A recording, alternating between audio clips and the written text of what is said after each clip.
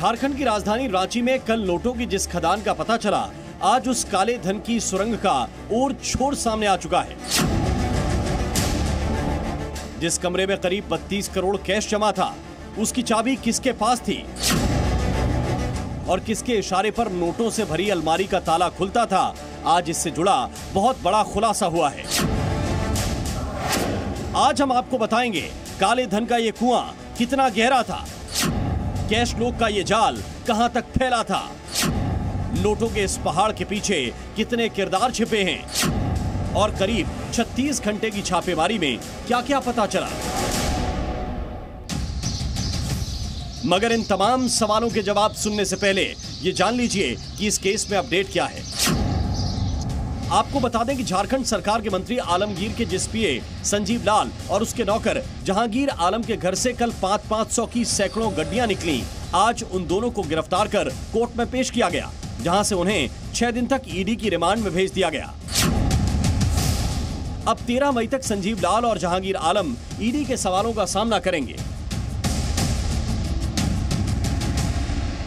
रात के लगभग 1 बजे तक छापेमारी चली और सुबह में इन लोगों की गिरफ्तारी हुई है। तो ईडी दफ्तर से इन लोगों को पीएमएलए कोर्ट ले जाया जाएगा और वहां पर पेश किया जाएगा। फिर ईडी आगे की कार्रवाई में जुट जाएगी। इस बीच झारखंड की राजधानी रांची में केंद्रीय जांच एजेंसी ईडी की कार्रवाई आज भी जारी रही। आज ईडी की टीम ने 5 जगहों पर छापेमारी की। ईडी ने राजीव कुमार नाम के ठेकेदार के घर पर रेड मारी। ईडी ने राजीव कुमार के घर से करीब 1.5 करोड़ कैश जब्त किया। इस रेड के दौरान सबसे बड़ी बात जो पता चली, उसके मुताबिक राजीव कुमार ने मंत्री आलमगीर के पीए संजीव लाल को करीब 10 करोड़ रुपए नकद दिए थे और इस छापेमारी को संजीव लाल से शुरुआती पूछताछ के आधार पर ही अंजाम दिया गया था। ईडी ने आरोपी संजीव लाल और जहांगीर आलम की रिमांड के लिए कोर्ट में जो याचिका पेश की, उसकी कॉपी जी न्यूज के पास है। इस याचिका में पूरे केस से जुड़े कई अहम खुलासे किए गए हैं, जिससे पता चलता है कि जो करोड़ों कैश जहांगीर के घर में जमा था, दरअसल वो कमीशन की काली कमाई थी, जो झारखंड में 2 साल पहले हुए टेंडर घोटाले की देन है। टेंडर घोटाले के केंद्र में था चीफ इंजीनियर वीरेंद्र राम। 21 अप्रैल 2023 को वीरेंद्र राम की गिरफ्तारी हुई थी। वीरेंद्र राम पर सरकारी टेंडर में कमीशन रैकेट चलाने का आरोप था। जांच में पता चला कि वो 1.5% कमीशन अधिकारियों और नेताओं में बांटता था। कमीशन का यह पैसा मंत्री आलमगीर के पीए संजीव लाल के पास जमा किया जाता था। वीरेंद्र राम ने सितंबर 2022 में कमीशन का करोड़ों रुपया संजीव लाल को दिया। पिछले काफी सालों से जो भी टेंडर किसी भी कंपनी को दिया जाता था या फिर किसी भी कॉन्ट्रैक्टर को दिया जाता था, बदले में उससे मोटा कमीशन वसूला जाता था और उसको फिर अलग अलग लोगों के पास छुपाया जाता था। इस पूरे नेक्सस की जांच करने के लिए संजीव लाल और जहांगीर आलम की कस्टोडियल इंट्रोगेशन की ज़रूरत है। जाहिर है कैश का ये गोदाम 2-4 लोगों के सहयोग से नहीं भरा, कमीशन के इस रैकेट का बड़ा सिंडिकेट है। मगर इतना जरूर है कि काले धन के इस पहाड़ के पीछे 3 अहम किरदार हैं। पहला, चीफ इंजीनियर वीरेंद्र राम, इसका काम कमीशन लाना था। दूसरा, मंत्री आलमगीर का पीए संजीव लाल, ये कमीशन जमा करता था। और तीसरा, संजीव लाल का नौकर जहांगीर, जिसके घर में कैश रखा जाता था। मगर यह कमीशन सिंडिकेट यहीं खत्म नहीं होता। इस रैकेट के सबसे अहम किरदार वो सफेद पोश लोग हैं, जिनके पास कमीशन का सबसे बड़ा हिस्सा पहुंचता था। इन लोगों में कई बड़े नेता और अधिकारी भी शामिल हो सकते हैं।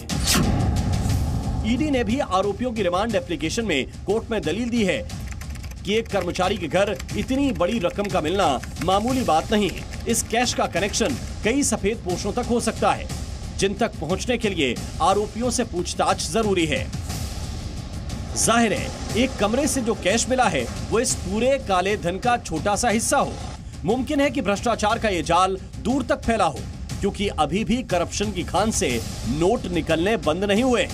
कल रात जहांगीर के घर से 35 करोड़ की बरामदगी के बाद आज दूसरे ठिकानों से करीब 1.5 करोड़ रुपए जब्त हो चुके हैं।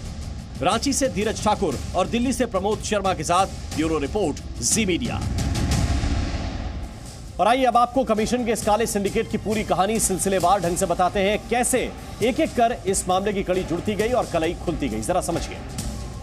यह केस झारखंड के ग्रामीण विकास मंत्रालय से जुड़ा है। मनी लॉन्ड्रिंग केस के केंद्र में चीफ इंजीनियर वीरेंद्र राम है। फरवरी 2023 में चीफ इंजीनियर वीरेंद्र की गिरफ्तारी हुई थी और वीरेंद्र राम पर ग्रामीण इलाकों में सड़क निर्माण टेंडर के बदले कमीशन लेने का आरोप था। वीरेंद्र राम ने टेंडर के बदले कमीशन की बात कबूल भी की है। ईडी ने वीरेंद्र की करोड़ों की संपत्ति भी इस मामले में अटैच की है। सड़क निर्माण में 10,000 करोड़ के टेंडर अलॉट किए गए थे। अब ईडी को शक है कि टेंडर के बदले 3% तक के कमीशन लिए गए हैं। वीरेंद्र राम ने अपने पिता के अकाउंट में, यानी कि वीरेंद्र राम के पिता के अकाउंट में करोड़ों रुपए ट्रांसफर हुए। 21 दिसंबर 22 से 23 जनवरी 23 तक 4 करोड़ रुपए जमा किए गए। ये पुराना इसका कच्चा चिट्ठा है। ईडी को शक है कि टेंडर रैकेट में कई बड़े नेता भी, कई सफेद पोश भी शामिल हो सकते हैं। ये पुराना टेंडर मामला, जिस मामले को लेकर अब जांच आगे बढ़ रही है। और चुनाव के बीच कांग्रेस नेताओं और उनके करीबियों के घर से अकूत काला धन बरामद हो रहा है और बीजेपी भ्रष्टाचार के आरोपों को गांधी परिवार तक उछाल रही है। आरोप और प्रत्यारोप के बीच हम आपको दिखाने जा रहे हैं कितनी है राहुल गांधी की संपत्ति, कैसा है राहुल का बही खाता।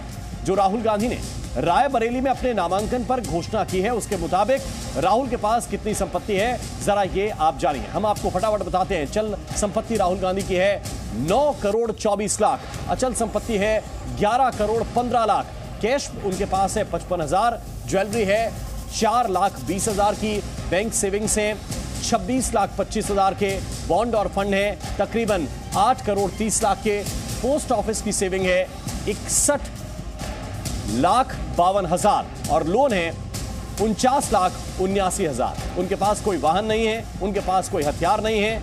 कुल संपत्ति अगर आप जोड़ेंगे तो तकरीबन 20 करोड़ 39 लाख के आसपास बैठती है ये राहुल की कुल संपत्ति, जो उनके घोषणा पत्र के मुताबिक है। जी न्यूज़।